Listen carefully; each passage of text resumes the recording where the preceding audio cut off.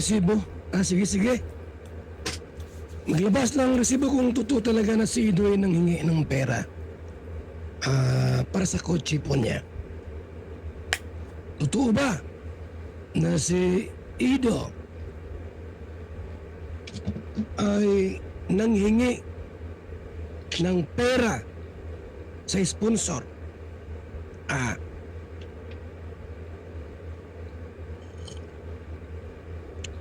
Kung totoo po na si Ido ay nanghingi po ng pera sa sponsor para sa kotse, sige, sige, maglabas ng resibo.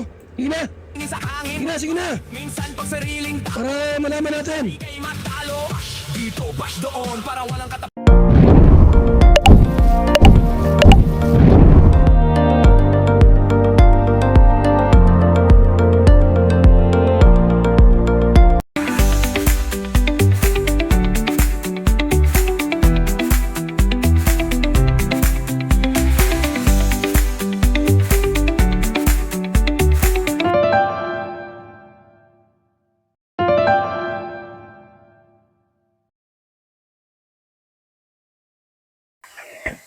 Hello guys! Welcome back to my YouTube channel at isang mapagpalang araw na naman po sa ating lahat.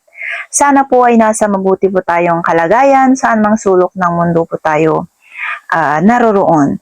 And ayan, for today's video is atin pong re-reactionan or magbibigay po tayo ng konting reaction dahil po sa isang issue po na ibinabato nila kay Kalingap Edo at kung gaano ba ito katotoo, no?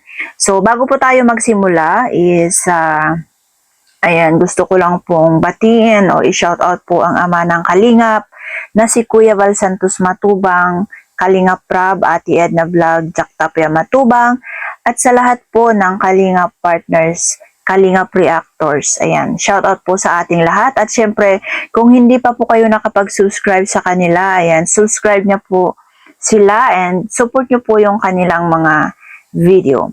So, ngayon is magbibigay po ako ng reaction tungkol po dito sa paninira or ibinabato po nila kay Kalingap Edo. Kung gaano ba ito katotoo, ano?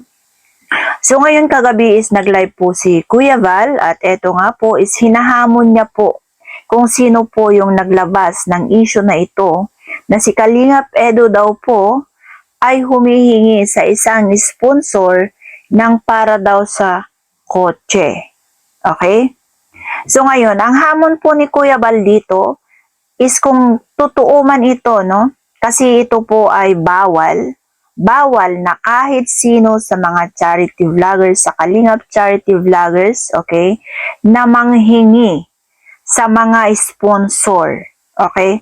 Bawal po ito na manghingi at nagagamitin po ang kanilang mga GCash para manghingi po sa mga sponsor. Ito po ay pinakabawal. So ngayon, kung ito po ay totoo na si Kalingap Edo, okay, ay humingi po ng pera sa sponsor, syempre mananagot po si Kalingap Edo.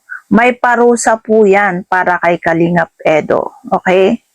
So ngayon naman, ang hamon ni Kuya Val, kung sino man ito na naglabas ng issue na to, ilabas nyo ang resibo. Okay? Ilabas nyo po yung resibo dahil ito po ang magpapatunay kung totoong ginawa ni Kalingap Edo.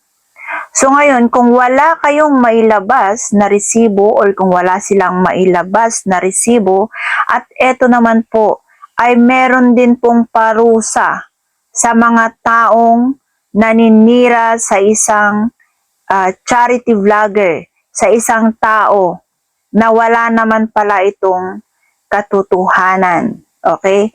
Sa ngayon, ito yung hamon po ni Kuya Val. Kung sino ang naglabas sa issue na to, ay ilabas mo ang resibo. At syempre, mananagot po kung sino ang dapat managot. Kung si Kalingap Edo po ang may kasalanan or kung totoong ginawa po ni Kalingap Edo ang panghihingi na ito, syempre, meron po siyang parusa. Pero, kung wala naman po kayong mailabas na resibo, At syempre, meron din pong mga nakalap na mga screenshot, mga short clip, okay, na ipinagkakalat ninyo na si Kalingap Edo ay nanghihingi or nanghingi sa sponsor daw kuno ng 1,000 US dollar para pambili ng kotse. O yung 1,000 US dollar ba iyon ay magkakasya po para sa isang kotse? So, ayan po yung patunayan nyo. Pero kung wala naman, syempre meron din pong ebidensya ang kampo ni Kalingap Edo para kayo po ay kasuhan. Kasi ang gusto nyo po ay siraan siya. Ewan ko ba kasi kung bakit nanggagalaiti kayo o nanggigigil kayo na siraan si Kalingap Edo. Samantalang yung tao napakatahimik, walang ginagawang masama sa inyo. Ni kahit anong nga ang ibinato nyo sa kanya, kahit anong paninira nga ang ibinabato nyo sa kanya, wala siyang ginawang masama sa inyo. Hindi siya nag-payback sa inyo ng masama, kundi ang ginawa niya na nahimik at ipinagpatuloy niya po ang kanyang paglingap or pag-scout, o ipinagpatuloy niya ang pagtulong niya sa mga beneficiaries niya at naghanap siya ng mga taong karapat-dapat niyang tulungan. Pero anong ginagawa niyo ngayon? Patuloy pa rin yung paninira niyo sa kanya. Kaya ito na lang po ang hihintayin niyo, or kung talagang hihintayin niyo po kung ano din po ang karapat-dapat na parusa po sa inyo. Kasi sinisiraan niyo na po yung tao. Wala siyang kaalam-alam sa ibinibintang nyo. No? Tahimik yung tao, pero pinipilit nyo siyang pabagsakin. Kung bakit ba gusto nyo siyang pabagsakin? May kasalanan ba siya sa inyo? Ano bang ginawa niyang kasalanan sa inyo? Wala po siyang kasalanan. Kaya huwag na huwag nyo po siyang pilit pabagsakin o huwag na huwag nyo po siyang gagawan ng issue kung wala din namang katotohanan. Kung nasasaktan kayo sa ngayon dahil patuloy ang kanyang pag-i-scout or patuloy pa rin po siyang lumalaban, no? Nakikita nyo siyang masaya, hindi siya apektado sa kung anong paninirang ginagawa nyo sa kanya, kaya nyo yan ginagawa. Kaya kung yan man po ang dahilan, please po is tigil-tigilan nyo na, wag na pong ganyan. Pero kung gusto nyo pa rin po siyang siraan, sige lang.